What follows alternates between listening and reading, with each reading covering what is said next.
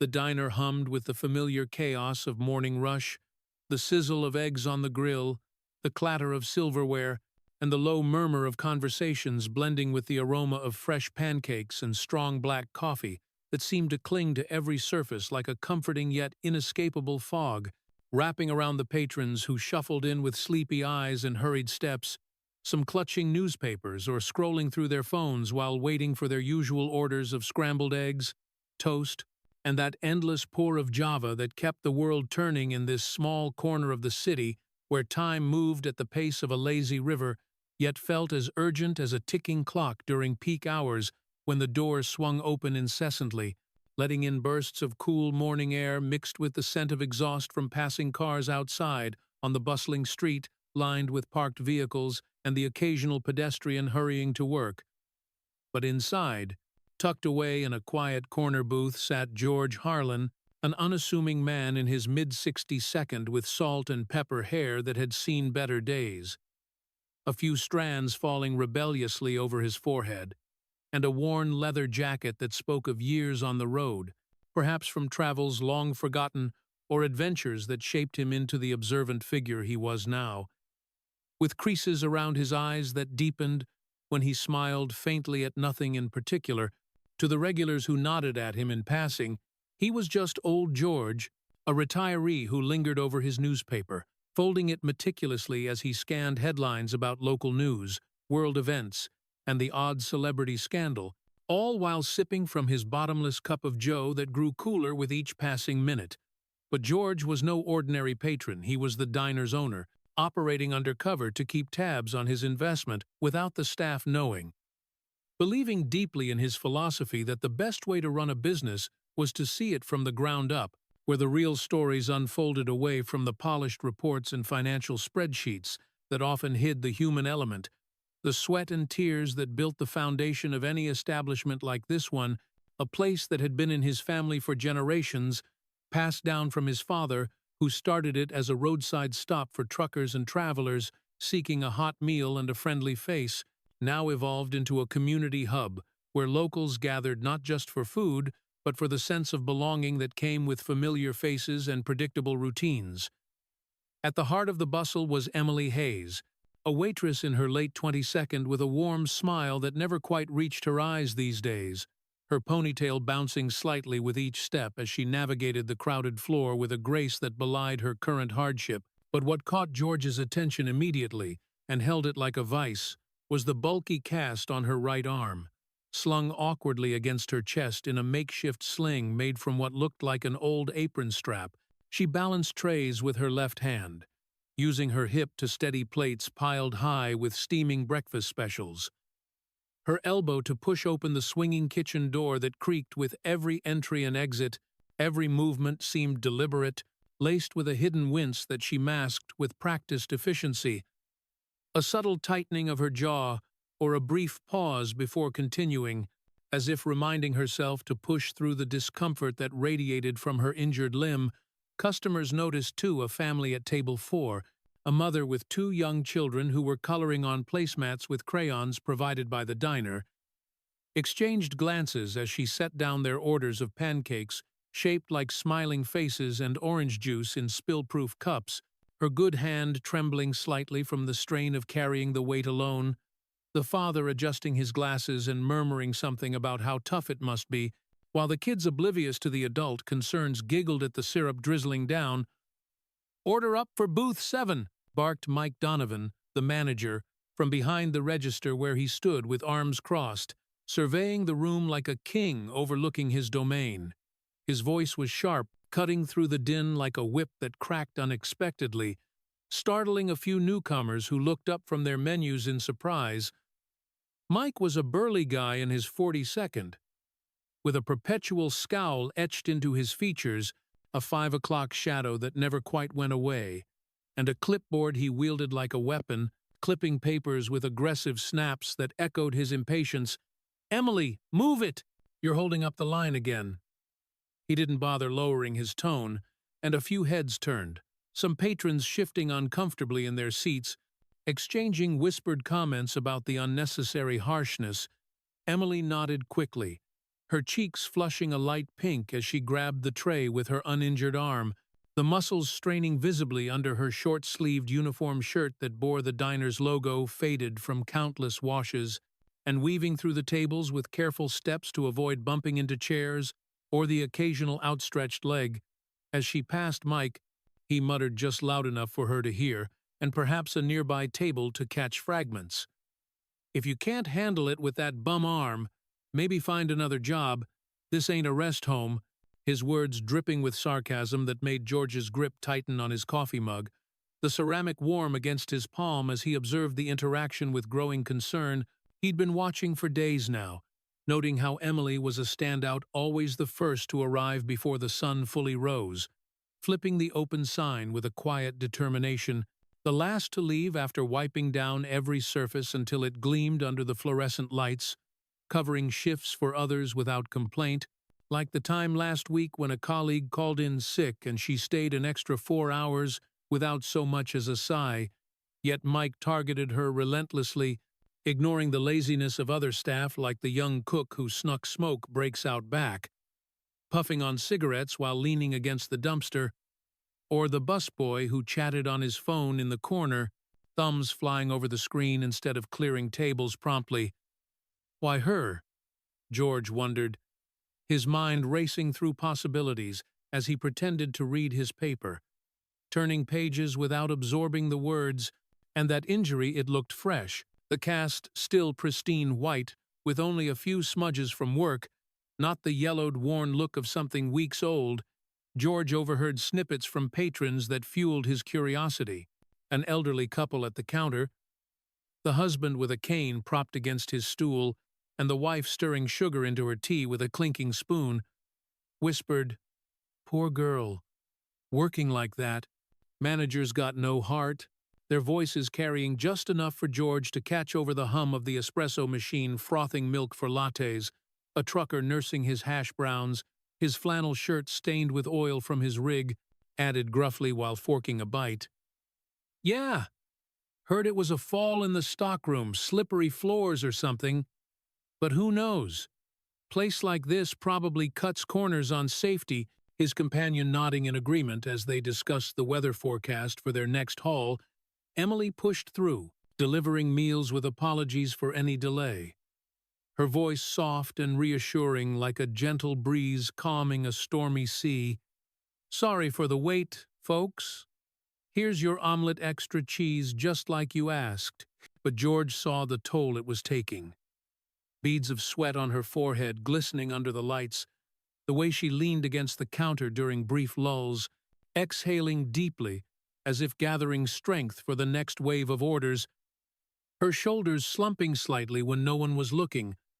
By noon, the crowd thinned a bit, the morning rush giving way to a slower lunch prep where the grill cooled momentarily and the waitstaff caught their breath.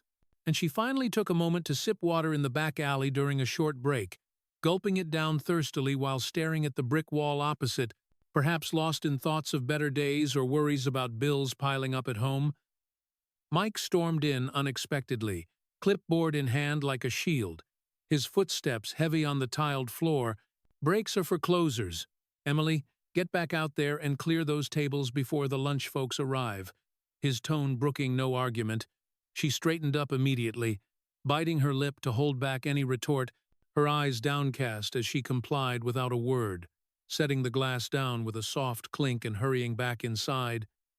George felt a pang reminding him of his own days as a detective, long before he inherited the diner, when he spent years spotting the signs of something off in people's behaviors, the subtle cues like averted gazes or forced smiles that hinted at abuse, negligence, or hidden secrets buried under layers of normalcy.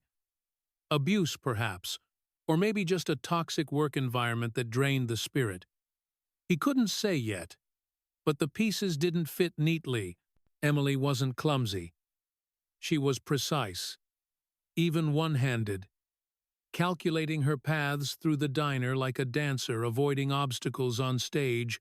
As the afternoon wore on, George noted more anomalies that pricked his investigative instincts.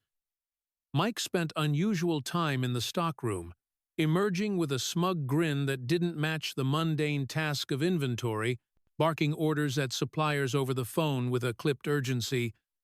"Yeah, double the order on napkins, and make sure it's the cheap stuff." Deliveries arrived more frequently than usual, boxes stacked haphazardly in the back, their labels fluttering in the draft from the open door. Emily avoided that area deliberately, her eyes darting away whenever Mike mentioned inventory counts or asked her to fetch something from there, as if the room held ghosts she didn't want to confront, a young mother with kids at table 2, her toddler banging a spoon rhythmically on the high chair while the baby cooed in a carrier, leaned over to her friend across the booth. "That waitress is a trooper. My arm broke once during a ski trip and I couldn't lift a thing for weeks, couldn't even hold my baby properly. How's she doing it day in and day out?" Her companion nodded sympathetically, adjusting her scarf. "And with that boss breathing down her neck, I'd quit on the spot, find something better. Life's too short for that kind of stress." Their conversation fading as Emily approached with refills, pouring coffee with steady hands despite the cast's hindrance, George decided to probe subtly, calling Emily over for a refill himself, his voice casual and friendly like any regular customer. "Tough day, huh? What happened to the arm, if you don't mind me asking?" She hesitated for a split second, her smile faltering just enough to reveal a crack in her facade, a momentary vulnerability that she quickly patched up. "Oh, just an accident at work. Nothing major, sir. Cream and sugar as usual," but her eyes flicked toward the kitchen where Mike loomed like a shadow, directing the cook with pointed gestures, and George caught the fear in that glance. It was fleeting, but unmistakable. A flash of apprehension that spoke volumes more than words could. As she walked away, her steps a bit quicker, he made a mental note. This wasn't just a bad boss situation, something deeper lurked here. Something that kept Emily silent and suffering through the pain, perhaps tied to job security or personal circumstances that bound her to this place. By closing time, as the neon sign flickered off with a soft buzz, casting long shadows across the empty parking lot outside where streetlights began to hum to life, George lingered in his booth, piecing together the puzzle in his mind like assembling a jigsaw with missing edges, the day's observations swirling. Emily's endurance, Mike's selective cruelty, the odd stockroom activity, the whispers from customers that painted a picture of imbalance. Tomorrow, he'd dig deeper, perhaps engage more directly or observe during off hours. Little did anyone know, the quiet observer was about to unravel a web that threatened to consume the entire diner, pulling at threads that connected personal pain to professional deceit. All while the night settled in, the diner quiet except for the faint drip of a faucet in the kitchen and the distant rumble of traffic, a prelude to the revelations yet to come that would change everything in this unassuming eatery where lives intersected over plates of comfort food and cups of solace. George returned the next morning with a fresh determination etched into his features, the early sunlight filtering through the diner's large windows, casting long golden rays across the checkered floor that had been mopped clean overnight, reflecting off the polished chrome edges of the counter where fresh pots of coffee bubbled invitingly, their rich aroma mingling with the scent of sizzling sausages and freshly baked biscuits emerging from the oven in the kitchen, a symphony of sounds that included the rhythmic chop of knives on cutting boards as the cook prepared veggies for omelets and the soft whir of the fan overhead circulating the warm air. He settled into his usual spot in the corner booth, the vinyl seat creaking slightly under his weight as he unfolded his newspaper with deliberate slowness, but his focus sharpened on the undercurrents he'd missed before, the subtle shifts in dynamics that whispered of hidden troubles beneath the surface of this everyday establishment that served as a microcosm of life with its mix of joy, routine, and unspoken struggles. Emily was there early as always, prepping tables one-handed with napkins folded neatly into fans and silverware rolled in paper sleeves, her cast now smudged from yesterday's grime like a badge of her unyielding persistence. She moved with quiet resolve through the opening tasks, flipping chairs down from tables and adjusting the blinds to let in just enough light without glaring on the patrons who would soon arrive. But George noticed new details that painted a fuller picture of her burden, dark circles under her eyes like shadows from sleepless nights, perhaps spent worrying over finances or replaying the day's humiliations, a slight limp, as if compensating for more than just the arm, maybe from the awkward gait forced by carrying everything off balance. What drove her to endure this? He pondered silently while pretending to scan the sports section, his mind drifting to possibilities like single parenthood or elder care responsibilities that chained people to jobs they despised. He overheard her on a quick phone call during a lull before the rush hit, her voice hushed but urgent as she leaned against the wall near the payphone that still hung there as a relic from older times. "Mom, I'll send the money soon, just hang in there. The doctor's bills won't wait, but neither will I. Love you." The words laced with a tenderness that contrasted sharply with her hardened exterior in the diner. Family pressures indeed, perhaps a sick relative like an aging parent or a sibling in need, or debts from unexpected life events that piled up like unpaid tabs at the end of a long shift. It humanized her struggle even further, making Mike's harassment seem not just unfair, but profoundly cruel in its disregard for the human story behind the uniform. Mike, meanwhile, exuded false charm with favored customers as they trickled in, slapping backs with the regulars like the group of retirees who occupied the same stools every morning, discussing politics and fishing tales, offering free refills to those who laughed at his corny jokes about the weather or the latest sports upset, his laughter booming artificially loud as if to mask the tension he carried like a poorly hidden secret. But with staff, especially Emily, he was a tyrant unbound, his eyes narrowing whenever she crossed his path, critiquing her every action with snide remarks that chipped away at morale. When a supplier truck pulled up out back with a rumble of its diesel engine and the beep of reversing signals echoing off the alley walls, Mike directed the unloading personally, his hands gesturing emphatically as boxes of canned goods, paper products, and cleaning supplies were wheeled in on dollies that squeaked under the load, his eyes scanning the crates intensely as if counting invisible treasures. George watched from afar through the window, noting how Mike signed off on the manifest with hurried scribbles, pocketing something small, a receipt perhaps, or an envelope that bulged slightly. It was odd for a manager to handle every detail like that, micromanaging what should be routine.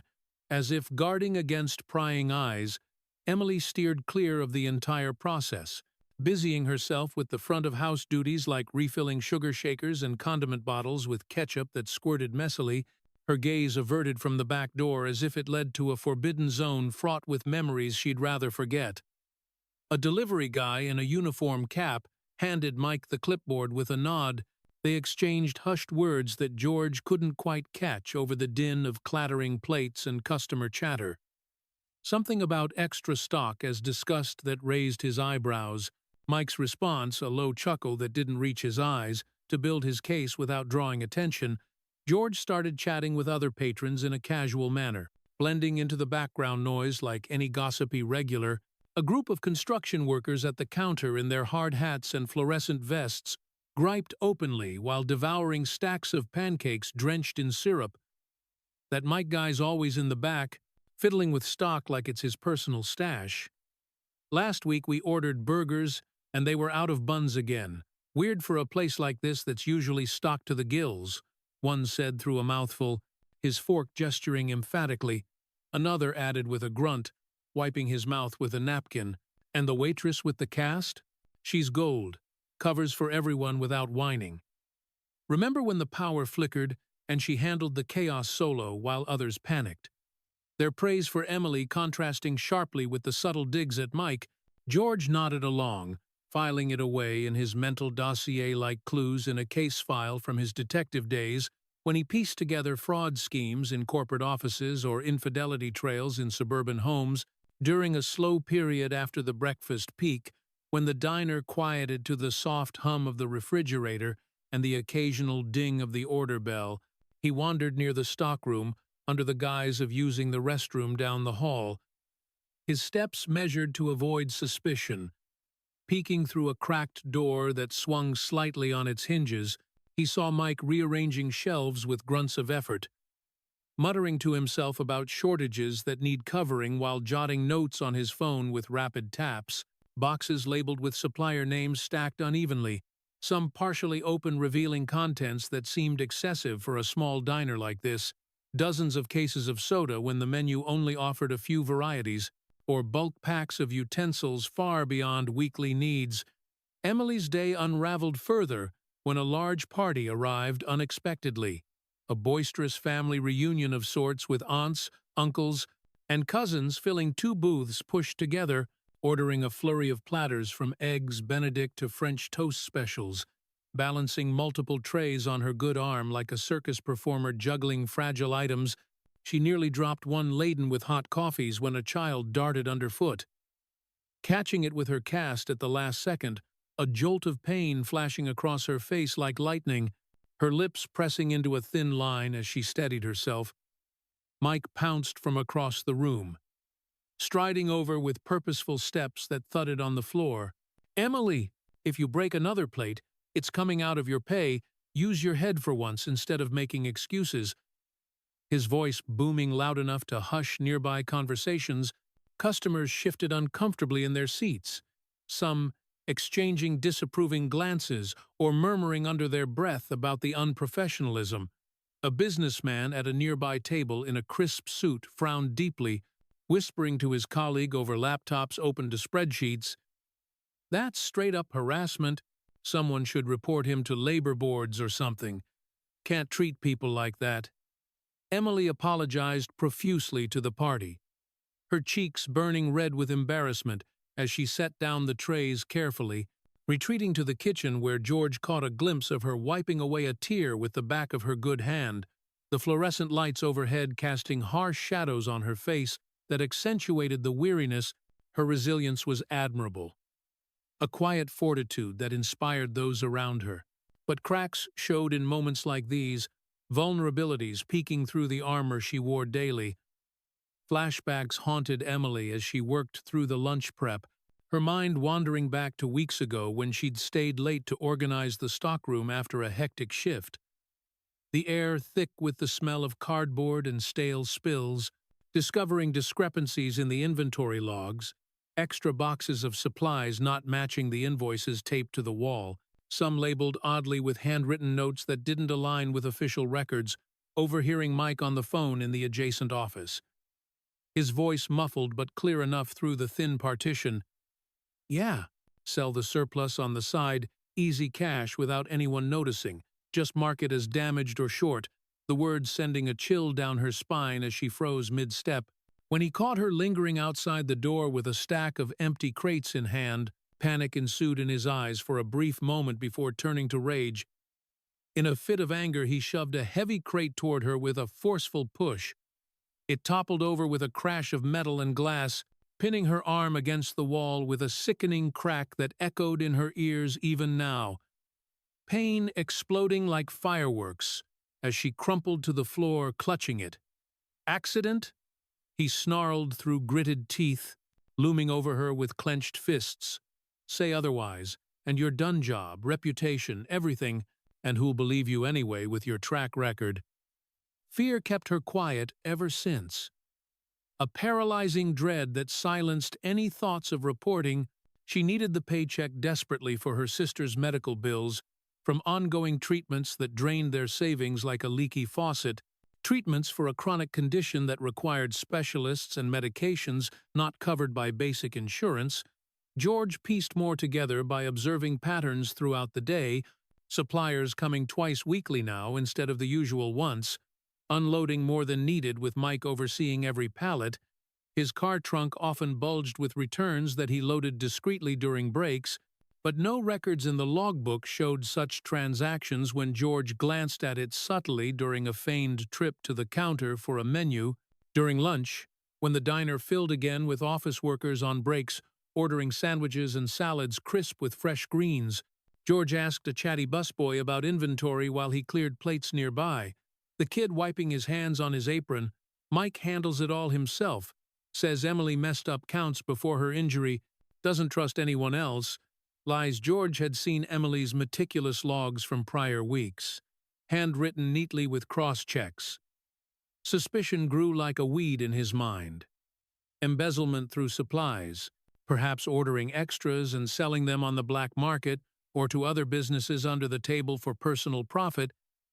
It fit Mike's flashy watch that gleamed under the lights, a brand too expensive for a manager's salary, and the new truck parked out front with shiny rims that turned heads, out of place for someone complaining about tight budgets. As evening fell with the sun dipping low and painting the sky in hues of orange and pink visible through the windows, Emily confided subtly in a regular customer, an older nurse in scrubs who came after her shift for decaf and pie, sitting at the counter with a sympathetic ear. "It's tough, but I manage," the arms healing slow but steady. Her voice low as she poured the coffee. The nurse offered advice on healing with a kind smile, suggesting elevation and ice packs at home, but Emily changed the subject quickly when Mike walked by, her posture stiffening. George, eavesdropping from his booth while nursing a cold soda, felt a surge of urgency like in his old cases when leads converged. That night after the last customer left and the chairs were stacked on tables for mopping, he reviewed notes in his car under the glow of the dashboard light, scribbling on a notepad. Anomalies in deliveries with specific dates and quantities that exceeded norms, Mike's selective aggression toward Emily as if to isolate her, her palpable fear that suggested coercion beyond words. The injury wasn't random. It tied everything together like a knot in a rope, perhaps inflicted to ensure silence about the scheme she'd stumbled upon. Tomorrow, he'd confront the shadows head-on, risking his cover to uncover the truth before it buried Emily deeper in despair or drove her away entirely. The engine humming as he drove off into the night, streetlights blurring past, his resolve hardening like steel forged in fire, ready to expose the rot festering in the heart of his own business where trust had been betrayed and innocence exploited, all while the diner stood silent, its secrets locked away, until the dawn would bring new light to chase away the darkness. The diner opened under a gray sky that hung low like a heavy curtain threatening rain. But tension crackled in the air like impending thunder before a storm breaks loose with fury, the usual morning sounds amplified in George's heightened senses, the sharp clang of pots in the kitchen as the cook flipped burgers early for the lunch prep crowd, the steady drip of the coffee machine filling carafes with dark brew that steamed invitingly, and the faint rustle of menus being placed on tables by a part-time hostess who hummed a tune under her breath. Oblivious to the undercurrents swirling around her, George entered with purpose this time, his steps measured and firm on the linoleum floor that bore scuffs from years of foot traffic, no longer content to merely observe from the shadows of his booth, but ready to step into the light and dismantle the facade that had poisoned this place he cherished. Emily was at her post behind the counter, her arm still encased in that cumbersome cast, now bearing a few more stains from spills and smears, serving the early birds with the same grit that had carried her through countless shifts. But her smiles were thinner today, stretched tight like a rubber band about to snap, exhaustion evident in the way her shoulders hunched slightly when turning away from customers, perhaps sensing the shift in the atmosphere, or simply worn down by the cumulative weight of secrets and soreness. Mike strutted as usual through the aisles, clipboard tucked under his arm like a scepter of authority, but George noted his edginess for the first time, the frequent glances at his phone screen lighting up with notifications, hurried trips to the stockroom where he'd disappear for minutes at a time, emerging with a forced smile that didn't mask the beads of sweat on his brow despite the air conditioning humming overhead. The pieces had aligned in George's mind overnight, like stars forming a constellation of deceit, embezzlement via forged invoices that inflated orders beyond reason, surplus goods siphoned off for personal gain through shady side deals with complicit suppliers or underground buyers hungry for discounted wares, and Emily's accident, no mere mishap, but a deliberate act of intimidation to seal her lips, after she'd unwittingly become a witness to the fraud, a calculated cruelty that twisted George's gut with righteous anger, reminiscent of cases he'd cracked in his detective era involving corporate thieves who preyed on the vulnerable. George acted decisively now, no more waiting in the wings like a patient audience member. During a mid-morning lull when the breakfast rush ebbed and only a handful of patrons lingered over cooling mugs and half-eaten muffins, he accidentally bumped into a supplier outside in the alley where the truck idled with its engine rumbling softly, the driver wiping his hands on grease-stained pants, chatting casually as if passing the time. "Busy deliveries lately, huh? More than I've seen in months," George remarked with a disarming grin. The driver shrugged nonchalantly, adjusting his cap. "Yeah, Mike orders extra every time. Says it's for peak hours or special events. But we haul back half, sometimes unmarked. Weird protocol, if you ask me. Confirmation at last, oversupply orchestrated for profit," the words fueling George's resolve like gasoline on a fire as he nodded thanks and slipped back inside, pocketing his phone where he'd recorded the exchange discreetly for evidence that could stand in court if needed. Inside the diner, the air felt thicker, charged with anticipation as George photographed invoice discrepancies on his device when Mike stepped out briefly to take a call, snapping pics of mismatched numbers on the desk in the office through a half-open door, figures that showed purchases double the actual usage, padded with phantom items like extra crates of condiments or cleaning agents never unpacked. Customers played unwitting roles in the unfolding drama, becoming allies in subtle ways.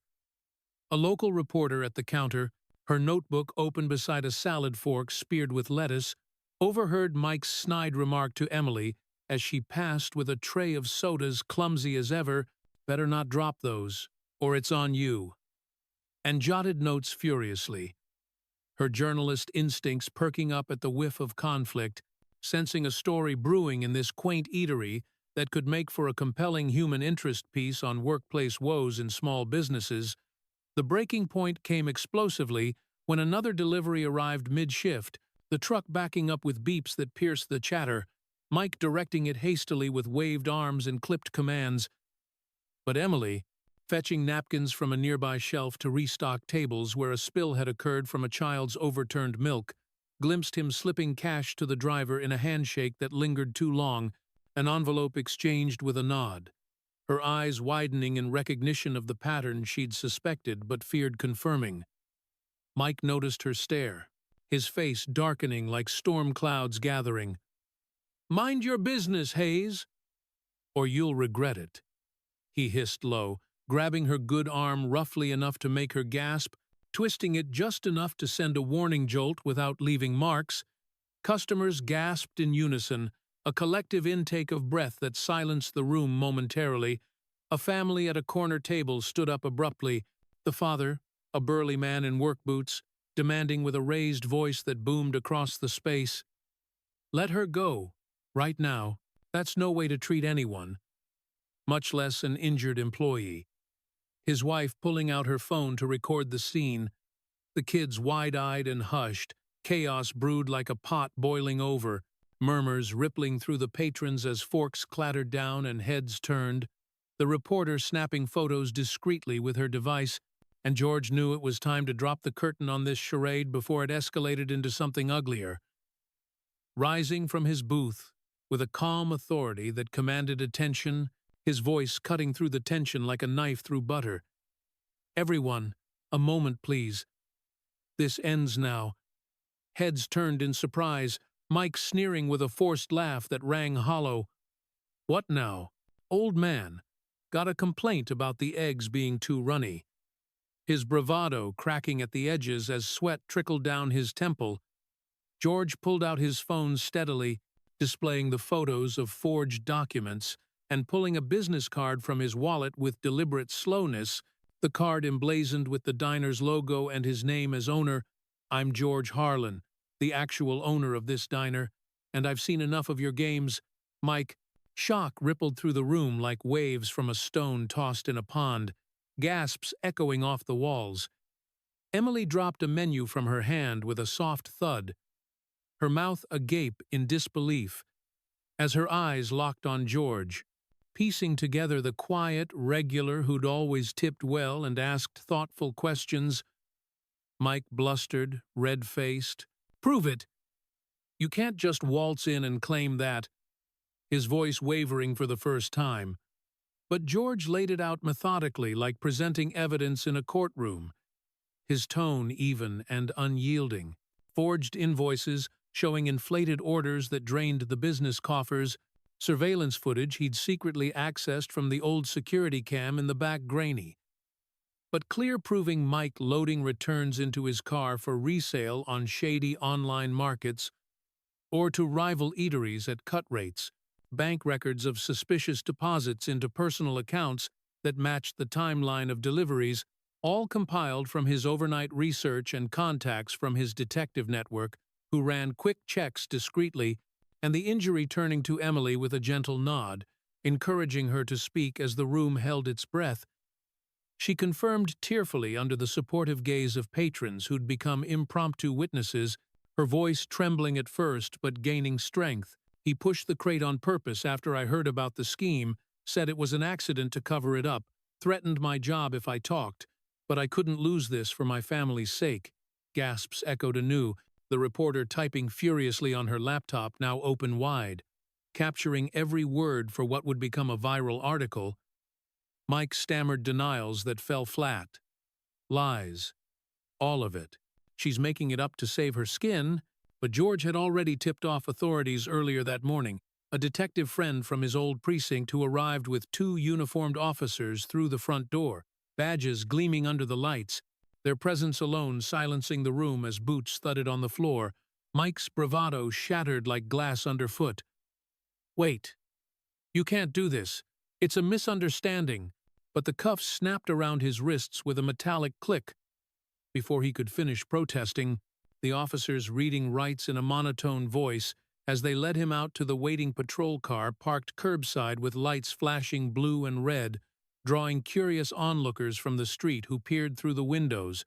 As Mike was led away amid futile shouts that faded into the distance, the diner erupted in applause that started slow but built to a crescendo, hands clapping rhythmically, some patrons cheering outright with whoops and whistles. Emily stood rooted in place, tears streaming down her face freely now, mixing relief and disbelief as the weight lifted from her chest like chains unlocked after years of binding. George turned to her with a softer voice amid the commotion, his eyes kind. "You've held this place together through the worst. No more suffering in silence or carrying the blame for others' sins. You're promoted to manager effective now, with a raise to match and time off to heal properly." Her response a nod through sobs, the cast trembling as she pressed her good hand to her mouth, overwhelmed by the turn of events that felt like a dream after endless nightmares.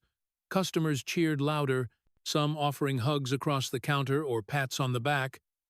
The family from earlier, leaving a generous tip piled high on the table with a note scribbled on a napkin. "Justice served. You're a hero." The nurse regular from previous days checked her arm gently, suggesting proper care with a referral to a clinic friend. "Get that looked at. No more pushing through alone." In the aftermath that unfolded over the following hours as news spread like wildfire through texts and calls, the diner transformed palpably.